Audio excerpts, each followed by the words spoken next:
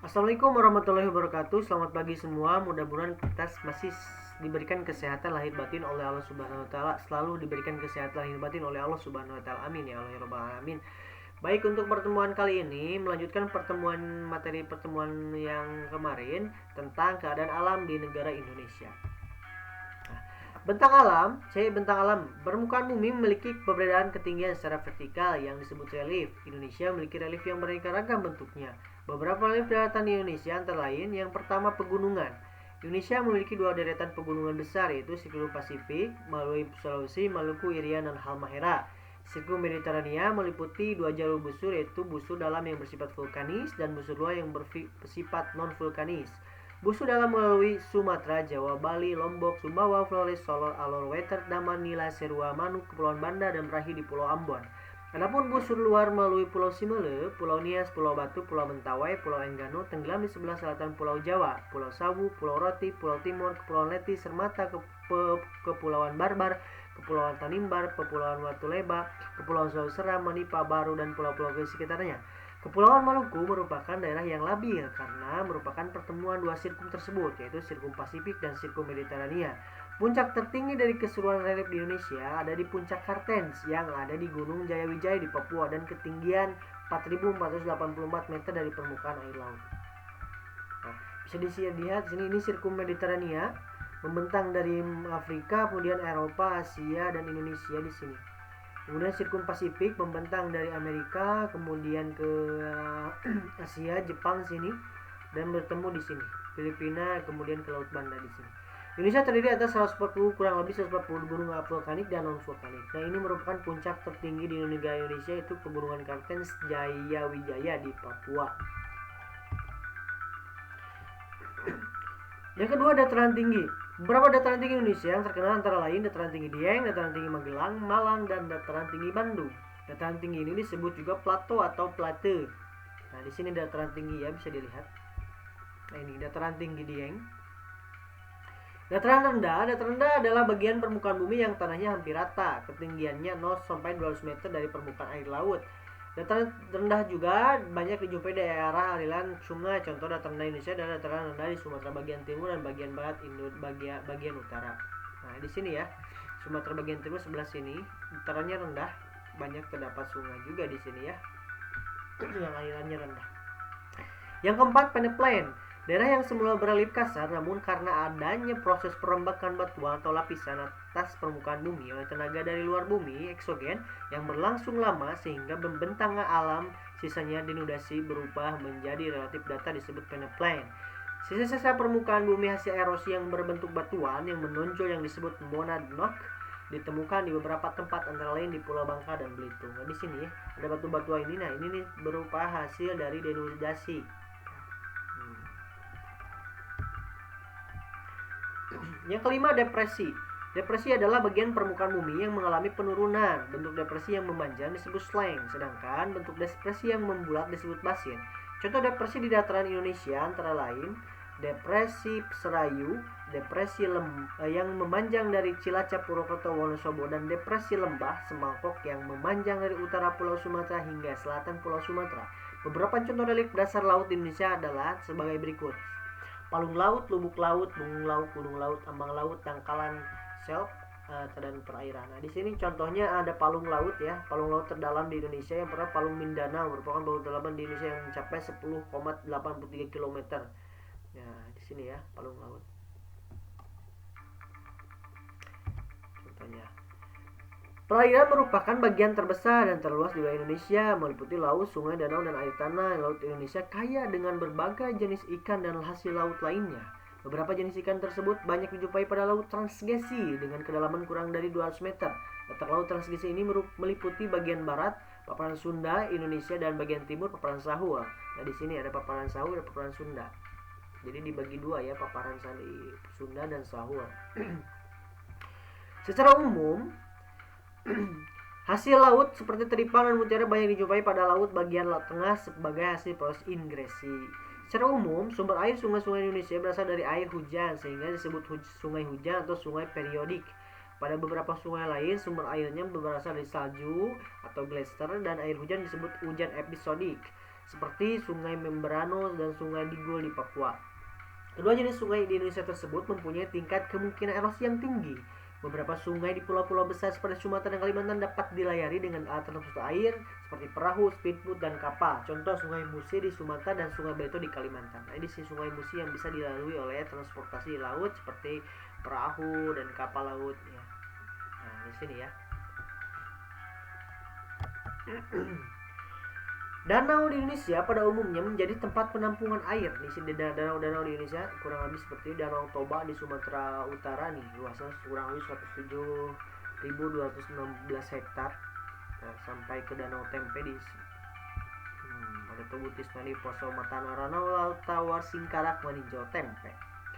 Selain itu digunakan sebagai pembangkit tenaga listrik, tempat rekreasi, irigasi, dan perikanan darat. Berikut ini 10 danau terluas Indonesia.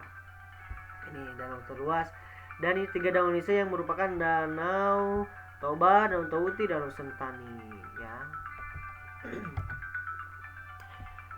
Penduduk jumlah penduduk Indonesia pada tahun 2015 adalah kurang lebih 295,7 juta jiwa. Pada tahun 2015 ini rata-rata tingkat kepadatannya mencapai 475 jiwa per kilometer persegi dengan tingkat pertumbuhan minus 0,1% per tahun. Penurunan ini tidak terlepas dari suksesnya program keluarga bencana atau KB yang dicanangkan pemerintah. Sebagian besar penduduk Indonesia tinggal di Pulau Jawa, disusul Sumatera, Sulawesi, dan Kalimantan. Kepadatan ini tidak merata. Penyebaran yang timpang, komposisi penduduk yang sebagian besar berusia muda, terbatasnya lapangan pekerjaan, kurangnya penguasaan teknologi, dan jumlah penduduk yang besar menjadi masalah kependudukan di Indonesia. Lapangan kerja yang dianggap sebagai semakin sedikit dan tingkat persaingan yang tinggi mengakibatkan banyak dari penduduk Indonesia yang mengadu nasib ke negara-negara lain seperti Malaysia, kawasan Timur Tengah, Korea, dan Singapura. Etnis Jawa merupakan suku bangsa yang dengan penduduk yang paling banyak, lebih 40% di Indonesia. Hampir di setiap pulau ditemukan orang-orang keturunan Jawa. Berikut adalah suku Sunda. Berikutnya adalah suku Sunda 8%, suku Madura 7%, dan sisanya suku bangsa lain. Nah, di sini ya. Dan yang memeluk agama bahasa Indonesia juga menggunakan bahasa yang berakar dari bahasa Melayu sebagai bahasa resmi. Bahasa keseharian setiap suku bangsa menggunakan bahasa sukunya masing-masing, bahasa ibu. Sebagian besar rakyat Indonesia memeluk agama Islam, yaitu 88% dari jumlah penduduk. Di sini ada suku Sunda 8%, suku Madura 7%, suku Jawa sisanya 45%, dan sisanya suku yang lain. Perekonomian. Laporan perkembangan ekonomi dunia dari IMF International Monetary Fund menunjukkan bahwa pertumbuhan ekonomi Indonesia mencapai 4% pada tahun 2013. Pertumbuhan ini mengalami fluktuasi setiap tahun karena faktor ekonomi dunia atau karena sensitifnya respon pasar atas kebijakan ekonomi.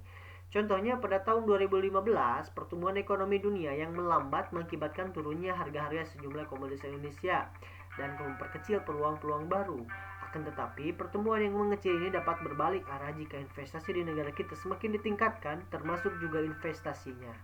Ekspor utama Indonesia mengenalkan sektor minyak dan gas, serta sumber daya alam berupa bahan mentah seperti kayu, rotan, karet, dan lain-lain. Itu hasil hutan ya.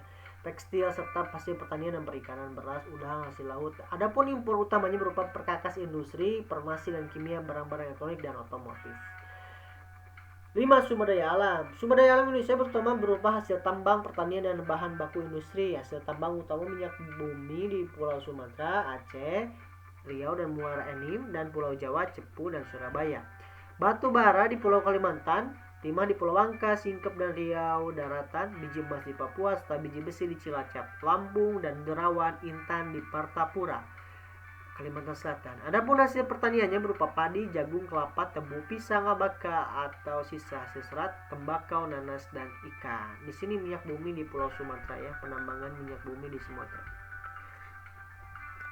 Dan kemudian sumber daya alam nabati, contohnya ada padi, jagung, ada umbi-umbian, singkong, kemudian ada ini kentang dan lain-lain.